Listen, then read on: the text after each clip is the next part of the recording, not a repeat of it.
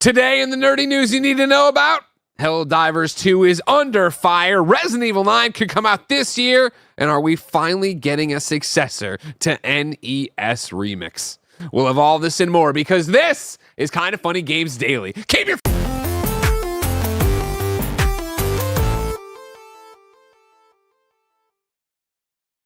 I've been corrected that it was next year. It was Resident Evil. Why didn't you say something? Well, why did you just point like a jackass? I didn't want to interrupt you in the middle of your flow. The information's wrong. What's up, everybody? Welcome to Kind of Funny Games Daily for Friday, May 3rd, 2024. I'm one of your hosts, Greg Miller, alongside Forbes 30 Under 30, a.k.a. the second best baby blues in San Francisco, a.k.a. the New York Times quoted at Tim Geddes. Let Tim host. How you doing, Greg? I'm good, Tim. How are you? I'm doing great. Yeah? About to be the weekend. About to have a whole bunch of fun. It is about to be the weekend. Are you going to do some fun things this weekend? I don't know what they are yet, but it will be fun. I'm going to find the fun this weekend. Do you want to see Phantom Menace at some point this weekend? Dude, I really do. I don't think I'm going to be able to make it work. You know, just life and Going time tonight. And everything. Can you imagine me getting home right now with everything going on, being like, hey, G, you want to go watch Star Wars Episode 1, The Phantom Menace in theaters? What better way to say goodbye to the troubles of a workaday world, another 80 hours in the salt mines, than to go see, let's see Padme. Let's see them fall in love. Yeah. You know what I mean? She's an angel. Oh, no, it does. She's big time pedo in this one. Yeah. She's looking at that bowl cut going, But here's the thing, Tim. Duel of the Fates. I know. In theaters. Yeah. Yeah. Me and Kevin, when they re-released these movies for the first time in 3D. For the first me and I Kev, forgot about that. we saw Phantom Menace in 3D at midnight. This was back when it was actual midnight releases. Wow. We were the only people there. But pod racing in 3D, pretty fucking sweet, guys. Yeah? What about Watto? Watto in 3D, a lot to deal with. You know what I mean? That was a time. What do you got going on this weekend? Jen comes home tonight, and so then just hanging out with her and Benny. You know what I mean? No big plans. Try to cram Backlash in there somewhere. That's happening this weekend. Crazy, right? Yeah. The hangover from Mania. The hangover from Mania. Very, we kept saying WrestleMania 41 is the end game of WWE, really. Yeah. And it was. And in all the ways where it's like, yo, we're kind of, I need a little bit of a break. Yeah. WWE fatigue for me. Sure. But that's good. It normally happens. Like every year I feel this way. Sure. As we get into like the Backlash and like whatever the hell other ones they want to throw in there. It's a build up to SummerSlam now. Yeah. That's where you're really at. You're on the road to SummerSlam. Cool. But I don't even think it's a bad thing necessarily. No, not at all. This is how this all works. So Yeah. But I'll check it out, see what's going on there. yeah. Keep playing Fallout 76, because I've been doing that. Been playing Fallout 76, everybody. I've been playing stuff I can't talk about. I'm excited to talk about it. Oh, you can talk about it on Monday, I think. I think I can. Kind of Funny Gamescast, ladies and gentlemen. Monday, 11 a.m. Real fun stuff. Real fun stuff. Don't you worry about it. But for now, let me remind you that this is Kind of Funny Games Daily, each and every weekday on a variety of platforms, Twitch, YouTube, and podcast services around the globe, live. We run you through the nerdy video game news you need to know about. If you like that, of course, support the show with the Kind of Funny membership. The Kind of Funny membership gets you all of our shows ad-free, not just Games Daily, all of our shows ad-free. It gets you the ability to watch the podcast in the afternoon live as we record them, and you could be watching the multimedia experience known as Greg Way each and every day exclusively with your Kind of Funny membership. What's not to love? If you want to be part of this show live as we go, like, hey, are you pissed off about Helldivers 2, PSN, and PC integration? Let me know with your super chat so you can be part of the show. Give me your questions, comments, concerns, and everything else under the sun. Of course, today, after Kind of Funny Games Daily, it is a stacked day of live talk show content at Kind of Funny. The Gamescast is the Final Fantasy VII Rebirth Spoilercast starring Imran Khan.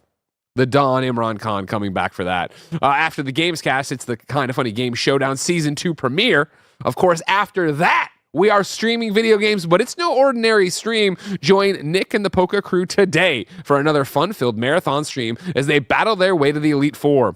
Will they call Kris Anka so many times he blocks their number? Come find out at 1 p.m. after Game Showdown, only on twitch.tv/kindoffunnygames. Today's a perfect day to just hang out with us all day long. And if you need a break from them, and you're a Kind of Funny member, the Greg Way is about how we're handling review embargos. Which I kind of just teased there by saying, Monday embargo. We're talking about them. I'm also going to debut the new graphic this week, or today, where we say, hey, here's what's Exciting. coming to the streams. Here's what's coming to the Gamescast. Very excited about that. But for now, I'll thank our Patreon producers, Carl Jacobs, Fargo Brady, and Delaney Twining. Today, we're brought to you by Aura Frames.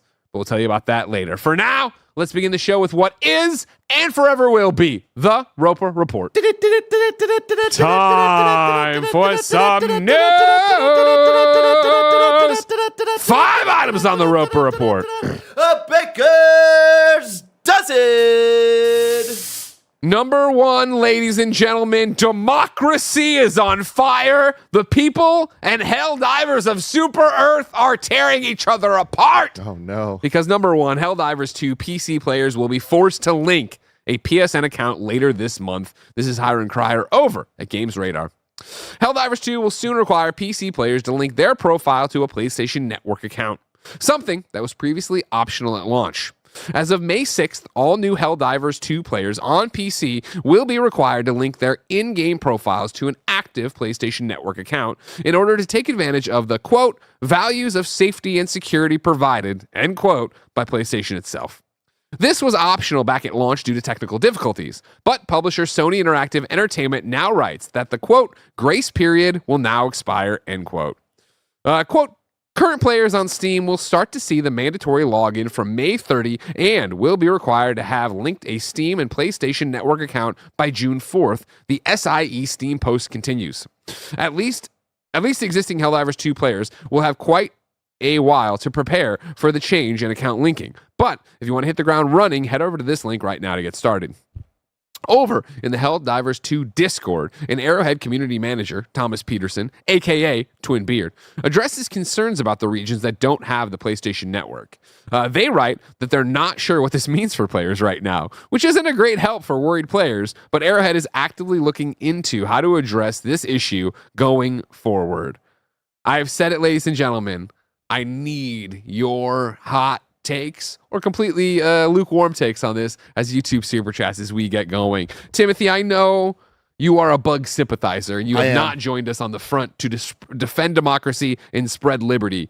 What's your initial knee-jerk reaction to this? Knee-jerk reaction to all this is it's not a surprise. It is an annoyance for sure. I hate this type of stuff, and I feel like it was really, really bad a couple years ago as every single company out there came up with some login structure. But we're talking about PSN here. We're talking about Steam here. I do think that they are two accounts that, specifically when you're talking about PlayStation games, I understand this and it makes sense. And while it is an inconvenience, and it definitely is, and I don't think that this is a good thing that you should be excited about, I do think that this is a sign of a future that they're trying to build with a lot more integration with PlayStation's ecosystem on PC, as we've seen them talk about. Ghost of Tsushima PC coming up this month, and of course, you can get PlayStation Network trophies while you play the PC version. And all of that stuff, I understand that it's not fun to have to link things and have to sign up for stuff that you don't have or whatever, but I do believe this is an example of it's a necessary evil to get to a better future that I feel like I'm already kind of living in with, I've been talking about how impressed I've been with the Ubisoft system of being able to play games. Even just Microsoft, how Xbox has it that you could just play your games anywhere. And granted, that's all tied to an Xbox account, but that's the power of accounts when done right. And I feel like PlayStation's been trying to do that and trying to invest in that to make sure that they get it right. Again, it is annoying, and I understand why people would be upset about this, especially the people that are like, I don't give a fuck about any of that stuff. I don't want that. I just want to be able to play my games. Yeah, any extra step you have, it's going to be annoying, and there's nothing that grinds my gears more, Greg, than turning on a game and seeing a bunch of fucking things I need to like click through and figure out, like emails and logins that I haven't thought about just because I've been logged in on my PlayStation. I haven't thought about logging into my PSN on a computer. That stuff, it's very frustrating, and it does sour you on the entire experience. That's as bad as it is, though. Well, on behalf of all PlayStation players,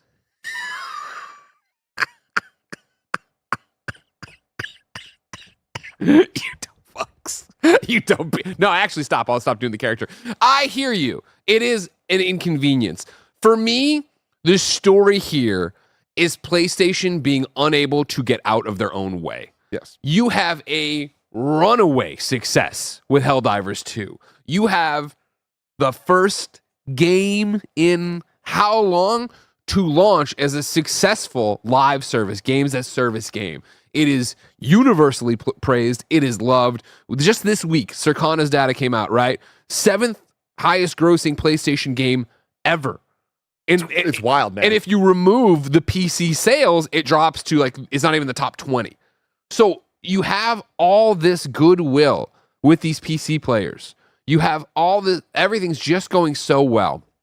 And to put a pin in everything I'm talking about, I want to go all the way back to when we started a little show called The Game Over Greggy Show on youtube.com/GameOverGreggy. It was the first joint thing I had done on my YouTube channel after, of starting with Oreos and the conversation with Colin. But that was me, and I was editing and doing all the stuff and putting all the stuff and being in the comments. And this was like, hey, let's actually do a podcast together. And I remember when you were like, we should put it on Bandcamp and sell early access that way. And I was like, we were doing it. There was a bunch of things. And I was like, well, why don't we just launch it as is and come back and do that later? And you said the smartest thing you ever said, and why we're actually a business and we're still successful, where you were just like, that's not how it works. You can't give something to somebody for free, then later charge for it and not expect there to be a huge blowback, right? Because you've set the parameters of what the relationship is and you're changing them. When you look at this, and it's the fact that, okay, yes, on the Steam page, it is said since launch that it will require you to log into the PlayStation Network, right? As they said in the article, technical abilities, you weren't able to do that, right? The ship left the station. Yep. Like, the fact that this is still so ungodly successful, still, the peak concurrence, I actually talking a little bit out my ass now, but I checked this morning when all this is popping off. The peak concurrence in the past 24 hours or something like, they were over 100K. Now they're right now it's like 84K playing it right now or whatever, but it's well over 100K. If Barrett, you can get me the Steam DB stuff up. Doesn't really matter for the argument. You're doing so well. Why force this error right now? And I don't know if the argument is, well, it's come down. It's no longer at that 500,000 mark it was at concurrently. So it's like fewer people are playing. We got to do this eventually. But why do we got to do it? Yeah, peak concurrent in the last 24 hours, it was about 120, and right now it's at 92,000. Like, okay, I understand if this is bad. Bad news is coming down the pipe eventually. You could have waited and paired this with good news. If the argument here was going to be, because again, yes, you have to link your PlayStation and Steam accounts. This does not give you cross progression. When the PlayStation or whatever wasn't working and I used the Steam version in there, I started a new character, right? They have said in the future they're looking into that. Let's wait for this announcement and pair it with that. Hey, everybody, great news. Cross progression is here. You can take your accounts back and forth. You just got to do this. And it's also something that's mandatory. We couldn't do it, but we're doing it this way. You get trophies, blah. Rather than do this. And of course, everyone that I've gone to, and Barrett, please feel free to click through all the different memes and info I've called out in here, right? Where it's like on the Hellfire 2 subreddit that I love so much. Again, from the most positive place and having so much fun to just everyone hating this. And they're putting up this Steam reviews that are now, of course, being review bombed. They're putting up the statement from a dev being like, this is Sony, not us. They're putting up Breaking Bad memes. They're putting up Sony as the new enemy faction being entered. And you can click through them as you go, Barrett, or whatever. Like, there were ways to handle this and not have it be this. And of course, how scummy it feels, the optics of how it looks when it is 7th highest grossing. You take away PC players, not even the top 20. Oh, so let me guess then. You do this, you force this, and then how many months later in a fiscal year report are we going to get in, oh man, PSN accounts spiked. Yeah. We have so many people, and it's like, you can see what they're building too. And again, I'm with you. It's funny too. Like, everyone knows I'm the PlayStation guy, right? I hit up the only Gary Whitta today. Mm-hmm. And I was getting in the shower and I was like, hey, linked to the story. And I'm like, if you want to come rant on Games Daily. And his response, of course, as a PC player was like, oh, I don't care. I already linked my PSN. He's like, aren't PSNs free too? I'm like, yeah, there's some country stuff but he's like, yeah, this isn't nothing. Like, I'm fine. I don't need to rant about this. And it's like, I think that's the measured response, obviously. There is the annoyance of, I don't use PlayStation, now I have to make an account. But again, I think this harkens so back to the Epic Game Store launch. And when it was like, another launcher, you know what I mean? Like, people are just so protective of all these everything, let alone privacy concerns, which I have seen, let alone the fact, like, to step out of the North America bubble here and be like, PSN is in my country. What does that mean? And them to be like, we don't really know yet. That's a fucked response. That's it's fucked not good. response. You know what I mean? But also, it's a response that to me says they're going to figure it out. Like, I just feel like this is the knee-jerk response time, which I get. That's where we're at. And like, there is news that is, no matter what way you look at it, this isn't good news. It could be eventually, but it's not right now. So yeah, of course people are upset. I feel like the Reddit being upset and all that stuff. I mean, spoilers. Reddits are always upset. That's kind spoilers of what the internet, for. but yeah. And I'm not like belittling anybody. Yeah, like that's just the reality. Is like when the Reddits are going to be the most passionate fan bases that want to talk about a thing, and that they're talking about everything and every little change that happens. They are more informed than anybody else. So that is going to result in a lot more. The sky is falling type things because that's their world. They're in this stuff and they care so much. So when the change does happen and it doesn't come immediately with good things, it's like, this is PlayStation's the enemy, whatever. Yeah, this is I'm very interested if this affects anything whatsoever, period, or just next week if maybe there's an update story on, they figured out the rest of the world, and then we just move on with our lives. Like, of course. Yeah, I don't think that this is going to affect numbers at all for anything. It's always what I go back to with this, right, is that it is the bean counter somewhere of being like, all right, it's time to pull the trigger on this. This means that we will lose X% of the audience, but we will gain this many millions of PSN accounts and what we want from it and da-da-da. And then, yes, in a 3 weeks, 3 months, 3 years, no one's going to remember this. I mean, taking that a step further, though, like I would be surprised if there was even a conversation about them losing people. Like, I think they're going to lose people. I think they're going to lose people in such small numbers that, like, it's not even, they're going to just look at that as, like, not a cause and effect. It's just, they're just going to look at the positive that they planned for, which, again, I understand sounds scummy, but it's not really the end of the world when they are trying to boost their PSN account. They are trying to get more people in the ecosystem. It's like, it's not like that's some evil scheme that they're up to. It's like, no, that's what they're doing. And in a lot of ways, it's like, that's a good thing to take a game that people love and support it and try to get more people into the ecosystem to continue that ecosystem going forever, especially with where we're at now. It's like, this to me just seems like my read on it is I think it's a poorly timed thing that should have happened before. Of course. But it didn't. But it's going to need to happen eventually to be able to actually have what we want, which is as much integration as possible between where we're playing games and the games we're playing. And unfortunately, things like this are going to have to happen. And I hope that sooner than later, this news isn't going to be surprising because it's all going to be done and just day one. Well, that's the thing, right? This will never be news again if they can just get it running day one. And Ghost, which is the next one out of the chamber, right, is already set up. So it should be fun and should move on that way. And but I think, the one point you say, like, what we all want, which is our stuff integrated and, saves going back and forth, blah, blah, blah. Like, that's what you and I want as somebody, I think, who plays everywhere. I think if you're just these Steam kids who just play on PC, right, that's why they're so mad about it. Of course. Yeah, no, I totally get that. But this just goes down to the thing of just like, there are people out there that want other things. Like, let's support that to make as many people as happy as possible and to continue the growth of video games and allowing them to continue to be made, because everywhere we look, signs are saying they might not always exist. Things are going to change. So let's support in ways that we can. And I understand that it's like, there is the data, there is all that stuff. That's all true. I have no argument against Clawmaster writes in and says, this is not about making another account. People are voicing their distaste to this because they don't want Sony using their data. This young generation is very radicalized and I love it. I mean, yeah, it is what it is. Our data is out there and everybody's watching, and the more people we make emails with, the more people are watching. That is all just true. Tyler Wallace super chats and says, PlayStation, pull a watcher.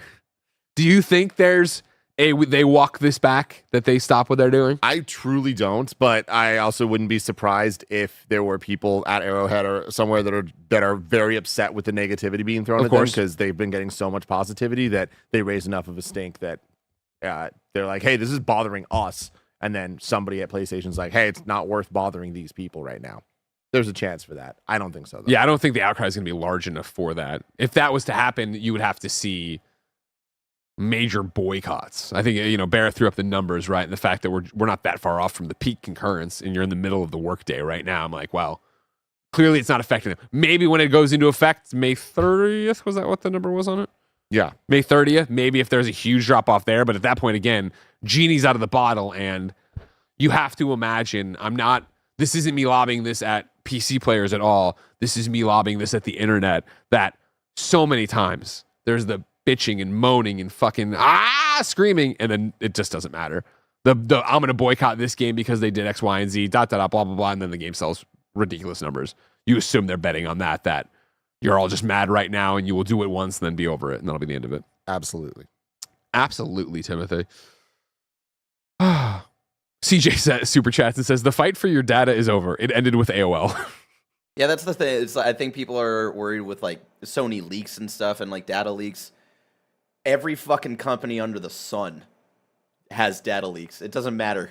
Like, that's just like, unfortunately, a part of the times that we're in. I don't know. Like, there's this. I get the worry with Sony, but you can have that same worry with Steam. Private Eye, baby. Great comic. All about this. You should read it. Don't worry about it. Number 2 on the Roper Report, ladies and gentlemen.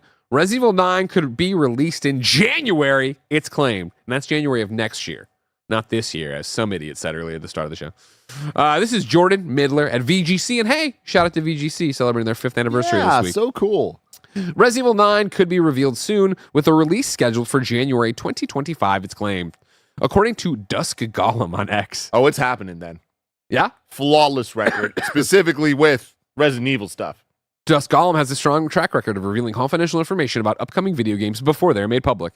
According to Dusk Golem on X, Resident Evil 9 should be revealed soon and is set for a release in early 2025. Quote, the possible delay I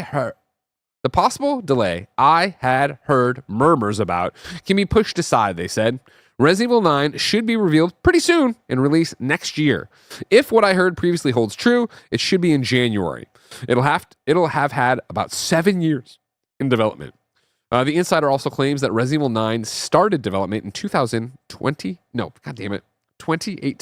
I'm a little bit off on everything today. As a potential 8th entry in the main series. At this time, Resident Evil Village was seen as a spin-off project before eventually becoming the 8th main entry. This title, informally referred to as Resident Evil 9, also reportedly has the biggest budget and longest development time of any Resident Evil game to date. It's very interesting, Greg. Bless and I talked about this a couple months back on what would Resident Evil 9 be, because looking at Capcom and how much success they've had in the last couple of years, bringing back franchises, having some of the biggest hits in those franchises they ever had with things like Street Fighter. We have Monster Hunter, whatever the new one's coming. What's it called? Not World 2. Wilds. No. Wilds. Is it? I think so. Okay. Yeah. I call it World 2 still. But until I've seen more of it, it's World 2.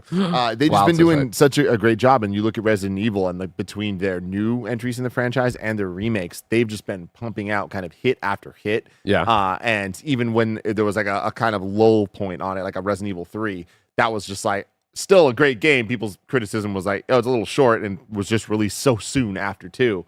But pretty much every year we are getting a major Resident Evil game, to the point that it's like, yo, y'all need to slow down a little bit.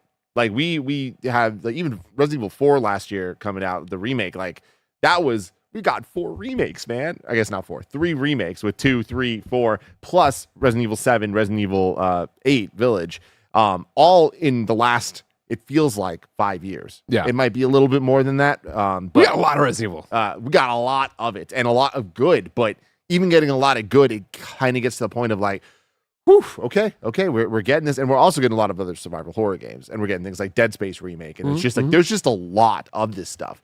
So then you look at it and you're like, all right, there was the more third-person remakes of 2, 3, and 4. Then there's the first person of 7 and 8 and the DLC that they all had. 9, is it going to continue that lineage and be the first person, the sequel to 8 and 7? Or is it going to be the first new third-person Resident Evil in a very long time? I would love that. You know, I would love that if it was a modern third person. You know, take all the learnings and all the changes you've made throughout the series in general, let alone the remakes, how good Resident Evil 2 was, and come in and make that. That'd be awesome. The biggest budget, longest development time of any Resident Evil. Like, this stuff, it's exciting, but it to me, I'm just like, January seems soon. Like, even for this, it's like, personally, I'm like, maybe take a little bit more time. And like, not even so much for development. Like, it sounds like they've been developing, just in terms of like games coming out and just like the space of, if it is a third person one, we just got 4, you know? Yeah, but isn't that different? Like, I feel like the remake, you can have the remake standing side by side with the new ones, and there's a difference there. Where even for an old game and remake, You're burned out? Yeah, like that's Yeah. the thing is it's just like and I love these games. I like love all of the ones that we're talking about. I feel like out of all the ones, the more modern ones, 7's my least favorite of all of them, and I like 7 a lot. So what? Wait, I was gonna high five you. I thought we were talking about Village. Oh no, No. I'm a Village boy. Fucking stupid. There's some dumb parts, but like it's Resident Evil. Medium's But better. that's the thing. After having the storyline of 7 and 8, and without spoilers, where 8 ends and what they like kind of set up for 9, we're getting into bonkers territory, and like we've been there for a long time. But I'm very interested in what 9 is, because part of me, I don't think it's going to be a full-on reboot or something, but like part of me does feel like it is not necessarily going to be the continuation of 7 and 8, and it kind of be more a New story that leads to that stuff. reboots in terms of what the game is in the way that 7 was. Okay. Of like 7 is still continuing the story. It's still in the same lineage and timeline of 1 through 6. Yeah. But it's also very distinctly different and new cast of characters for the most part, and totally different style of game. I could see them kind of trying to reinvent Resident Evil. Do they wait for 10 for that just because it's clean and pretty? I don't know. But this being the longest development, biggest budget, very excited. I just am a little worried about Resident Evil just being oversaturated with quality. See, I don't know. I guess as not even a Resident Evil fan, but someone who appreciates it here and there, like, I never even played the remake of 4. I was let down by the remake of 3. I didn't like Village either that much. So it's like, I'm ready for something that is cool and new and whatever. I don't feel oversaturated. I know you're talking about the hardcore Resident Evil fans. Like, there's a push and pull there between everybody, but I think a new ground up Resident Evil would be super fun. Yeah. I mean, it's definitely exciting. I will say it's like to the hardcore fans, I'm sure they're eating it up and they're super stoked that they're getting like some of the best games ever, year after year after year. Like, hey, that's great. As a fan of Resident Evil that plays all of these, it is just like, whew, okay, man. Like, I'm not excited for a new Resident Evil. I'm excited for it to be announced and I'm going to be excited to play it, but I'm not like, it just doesn't feel like it's time. Yeah. You know? Speaking of time, Zach says, Tim, what would you in the super chat, of course, to be part of the show. Tim, what would you rather have? Code Veronica 5 or remake? Remake. No. Yeah, I mean, just 1 is so good. And Yeah. the thing is, we just had the anniversary, I think it was the 22nd or 3rd anniversary, which is crazy, of Resident Evil remake on GameCube.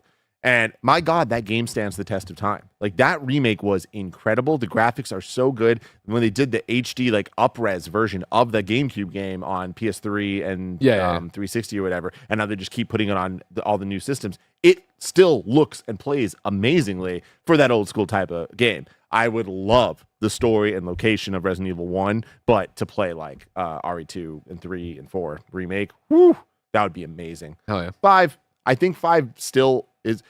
Remakes just get tough when we get to the newer generations because it's like they're good enough. We don't need the remake. And I know that like that could be silly because it's like, look at even something like Dead Space. But Dead Space remake fixed some of the issues it had. I don't think that a Resident Evil 5 or 6 remake are going to fix the issues those games core had. issues of what those games are. Yeah. And there's fun in those games, and there still is. So yeah, RE1, baby. Onus Prime super chat and says, hey Capcom, how about a DMC6? Tim, is it time? That's what I'm saying. I feel like instead of a Resident Evil 9, I think it's DMC 6 time, y'all. That would be such a nice welcome break. And I know that it's not a perfect overlap of the Venn diagram of DMC and Resident Evil fans. Yeah. But like, I would say that there's a lot of people that if you like one, you probably like the other. And yeah, give him a little Dante break, man. A little Dante break's nice. But so's a little ad break. Unless you're a Kind of Funny member. Of course, with the Kind of Funny membership, you get all of our shows ad-free. You get the ability to watch our afternoon podcast live as we record them. And you get the daily multimedia experience known as Greg Way. But you're not using your Kind of Funny membership benefits right now. So here's a word from our sponsor. Looking for the perfect gift to celebrate the moms in your life?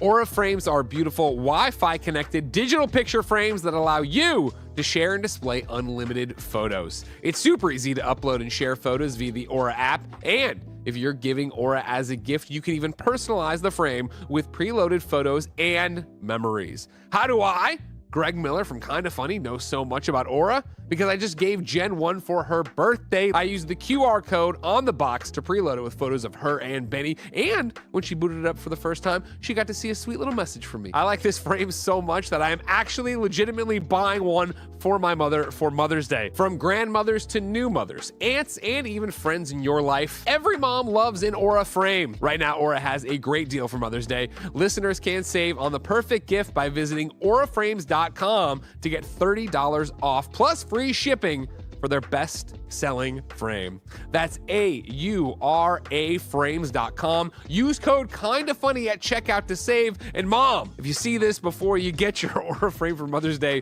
please act surprised. Number 3 on the Roper Report.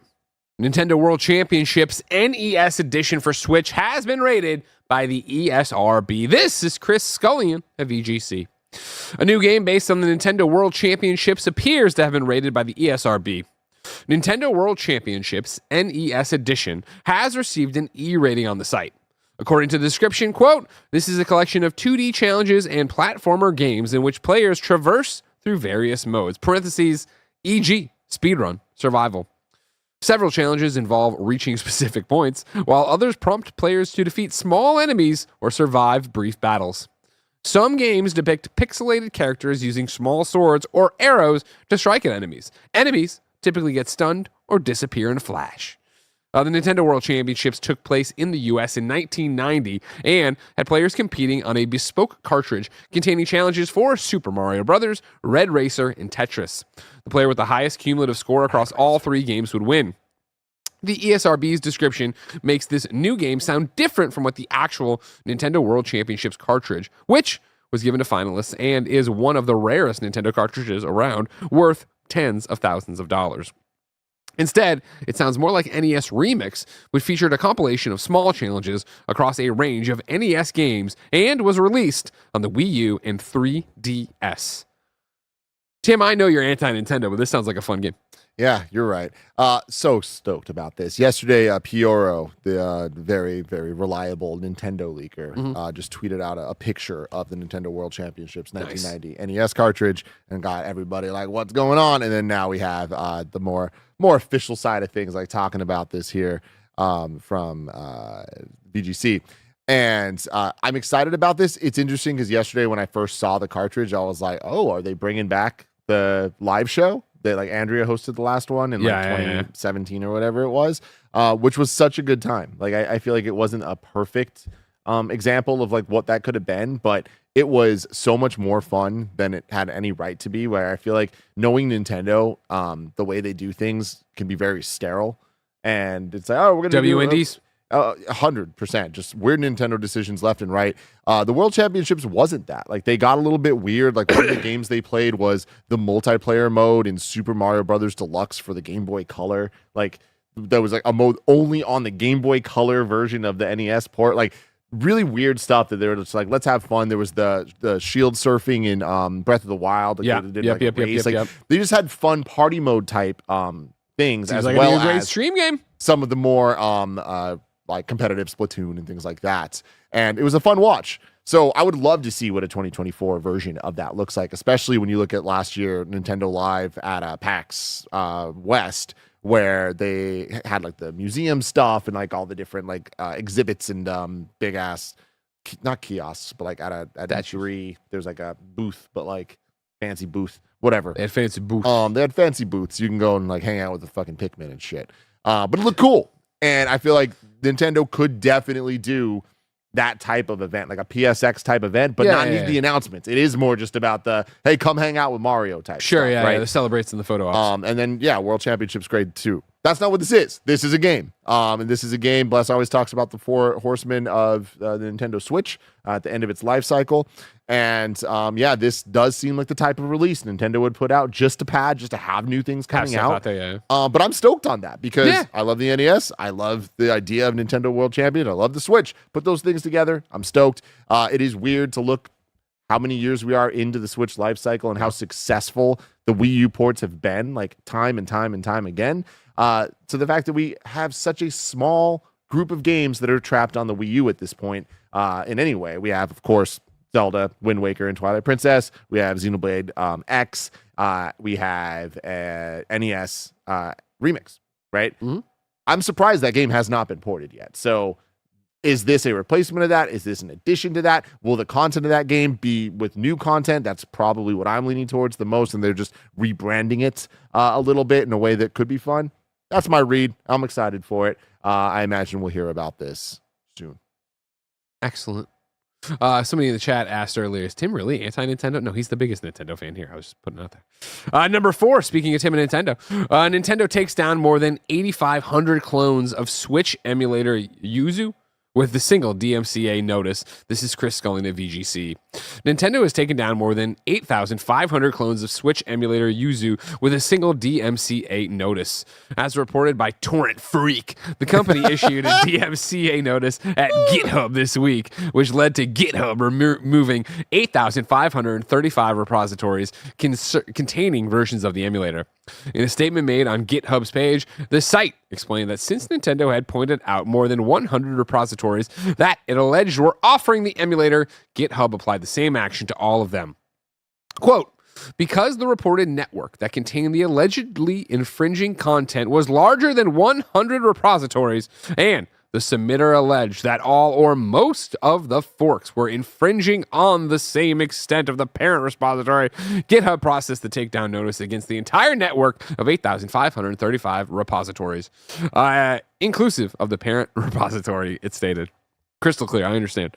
The speed and size of the takedowns appear to have been affected by Nintendo's decision to sue Tropic Haze, the creator of Yuzu, in February. Nintendo had claimed that Yuzu was, quote, facilitating piracy at a colossal scale, and Tropic Haze settled the lawsuit just weeks later, agreeing to pay $2.4 million in damages. I would be so interested in the actual data of how modern times are really affecting piracy for new games and like how it affects sales for games or consoles in any way, because the era of the PSP going into the Wii, like I feel like even earlier than that, like there was the mod chip scene of PS1s and 2s and Dreamcast, but specifically with the Dreamcast and PS1, those things were just so ridiculously easy to mod. Like I think it got to a point that like with the PS1, you could literally use a paperclip to mod it and be able to play burn games. And then of course the technology then comes with that of those games being on CD made them pretty easy to burn, to download, to copy, even in an old school era of the internet being what it was. But it was easy to go to like aftermarket places and you could, for $5 buy every single PS1 game. You know what I mean? Yeah. And then remember those mall of course kiosks, the era then moving on to the more handheld stuff of the GBA cartridges or Game Boy cartridges with like hundreds of ROMs on it that you could just buy at Chinatown. And then DS was a real big problem with that, but I feel like it didn't affect any of the consoles I've named so far. Potentially the Dreamcast, maybe, yeah, definitely the Dreamcast. But PSP and Wii were the two biggest examples of the piracy turning into a major issue where there were numbers attached to it. Where so many people were playing, like more people were playing some PSP games than actually bought the PSP game. And then we all know what happened to the PSP. Whereas the Wii was just so big and it just like kept going. But I feel like the piracy of the Wii got so out of control that Nintendo had to take a lot of action back then. It's just been a long time with the advent of firmware updates to see like those things were what would completely kneecap any progression for new games. Like even with the Wii having firmware updates, there were a lot of games that you couldn't play. Allegedly, there were a lot of games that you couldn't play until someone cracked the firmware or whatever. That just doesn't work that way anymore. Because of how many firmware updates there are, how many checks there are, how many always online, like whatever. Of course, there's workarounds and whatever. But I'm interested in where we're at now with it being easier than ever to emulate things, to find ROMs, to do it all. How many people are actually doing that in a incredibly illegal way that's actually causing problems? Versus, slightly illegal to not illegal at all ways and just having fun. Does this play into I'm not an emulator person. I didn't take Cole off the leash last night because they've been saying don't put your cops were walking around me weeks ago. This isn't a dog park. Dogs have to be on leash. So last night I was walking Cole and Ben was playing in the park and like all these dogs were just still running free, and I'm like, I can't do it. Like Can't do I it. follow the rules that closely. You know what I mean? So does any of this play into the fact that iOS is now letting in emulators? No, this shouldn't because Yuzu is the Switch one. Okay. So it's like Switch games aren't playable on iPhones and stuff. Correct. Okay. However, Greg, iOS isn't just iPhones; it's also iPads. And as I do think that it might not be because of it, but I do think it's related. Okay. In the sense that like, yeah, Let's get all our ducks in a row on this. there's a lot of things out there that like they're gonna have to deal with because while maybe my iPhone right now can't play Switch games, it will be able to in a couple years. Gotcha. If it can't already. You know what I mean? Like we have new games coming out on iOS right now, Resident Evil 4 remakes on it. I have it on my phone. We just announced they just announced a new game that I'm like pretty surprised is coming to mobile. Assassin's Creed Mirage. Thank you. That's what it is. Yes, they did do that. So it's like, yo, like these things can play these games. Obviously, emulators require a different level of finesse and tech and like like back end processing and stuff. But yeah, it's none of this is surprising to me. And yeah, as things get more legal in different ways, and remember, the emulator's legal. It's not the ROMs and all of that, and that'll never change. Tim, emulators, iPhones, Nintendo.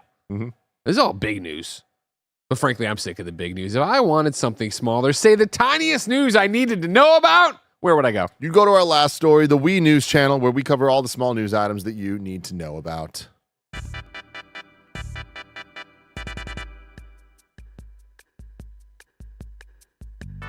The Wii News, number 5. Lego Fortnite's Star Wars crossover is out today, along with Fortnite Cross Avatar, The Elements.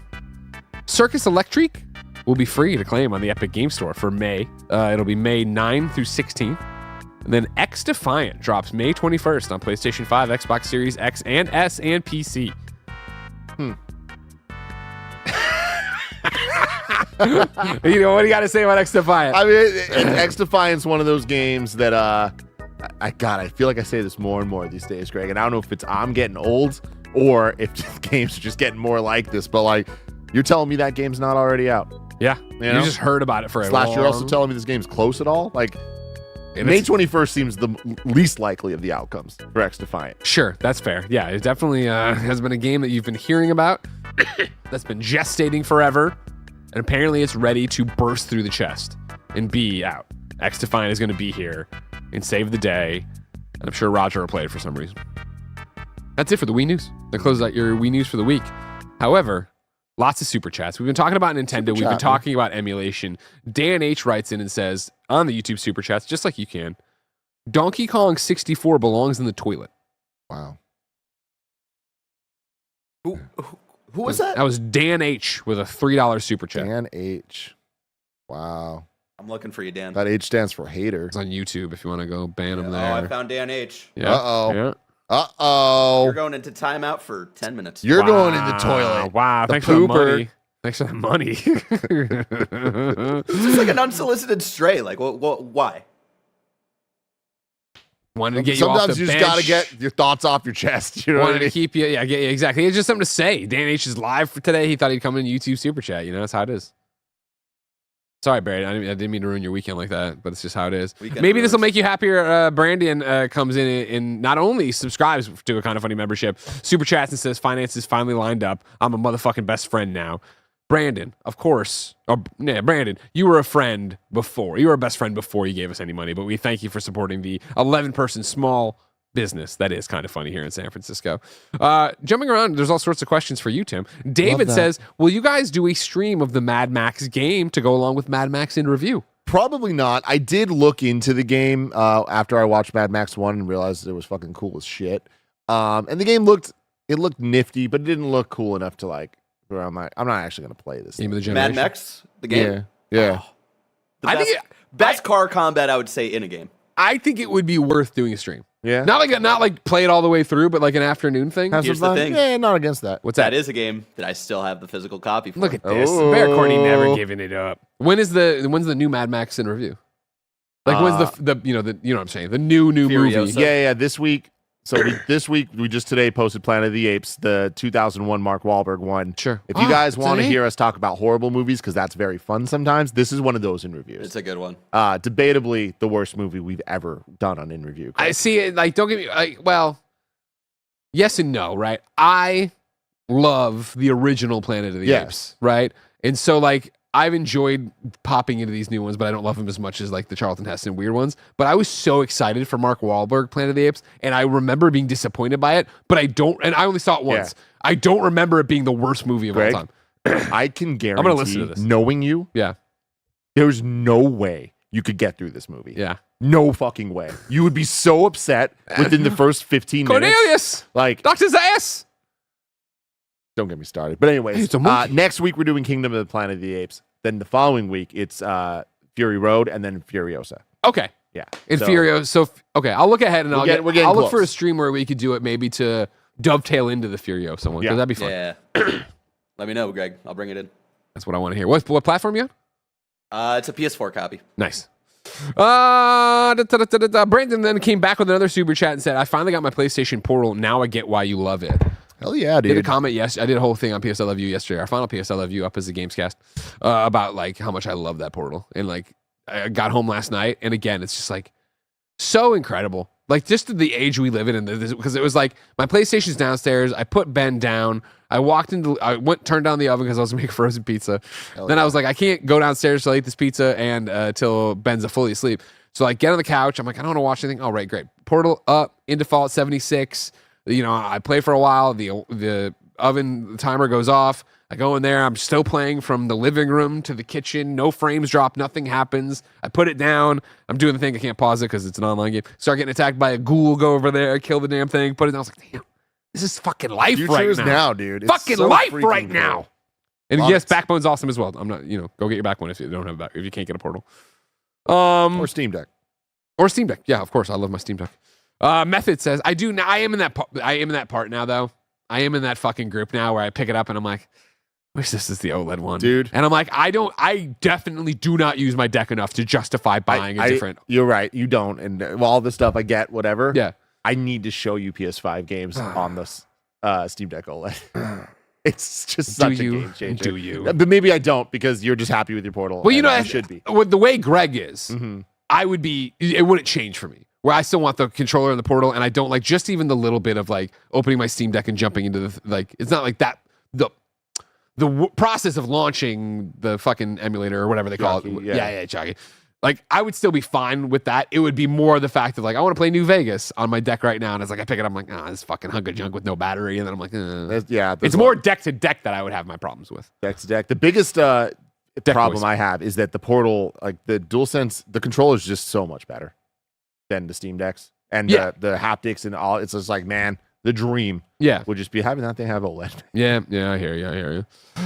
Method gives us a super chat. Says, longtime listener, now officially a member. Oh, thank you, Method. You also became a member. Just wanted to say, keep doing what you're doing, except coughing. It's almost over. You saw, I don't know why it's had a resurgence today. Love the show. Beyond, R.I.P. Portillo. Well, thank you so much, Method. Of course. I hope you have a lovely weekend. I heard Barrett talk about this one. Mad Rocks says, I finished watching The Bad Batch. Huge recommend. Yes. Season 3, the final season just ended this week, Greg. And I'm going to be taking over a Greg Way at some point next week to talk about Star Wars The Bad Batch, to talk about Star Wars Tales of the Empire, and to talk about, is this possibly the end of an era for Star Wars? Wow. In a way, shape, or form. I think we're expecting that on Tuesday, so everybody get ready for Tuesday. Tuesday. I said Tuesday, weird, right? The one, the only, long-time, kind of funny best friend, Ignacio Rojas writes, sup, guys?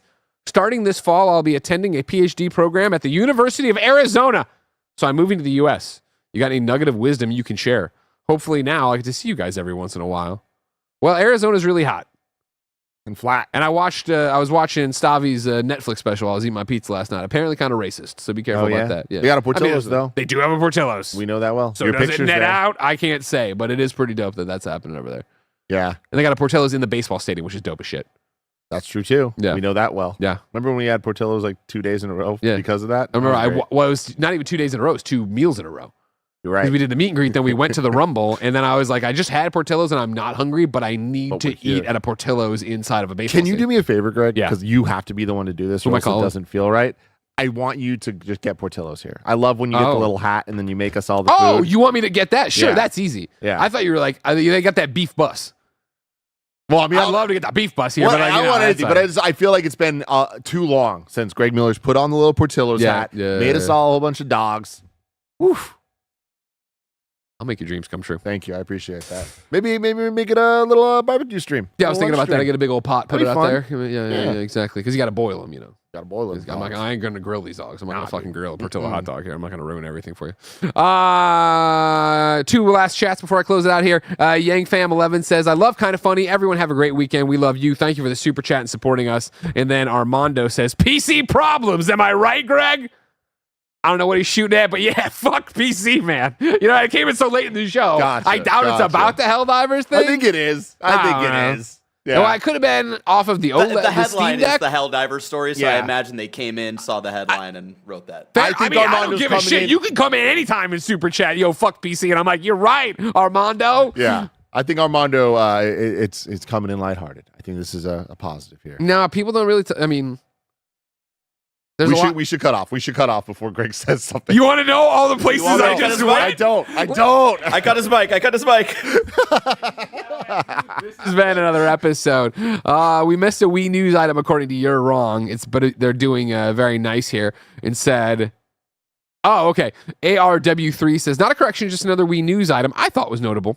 Today we got PC specs from Hellblade 2, and Aaron Greenberg said a large marketing campaign will kick off next week. We're so close to Hellblade 2. Mm-hmm. It's really crazy. Yeah.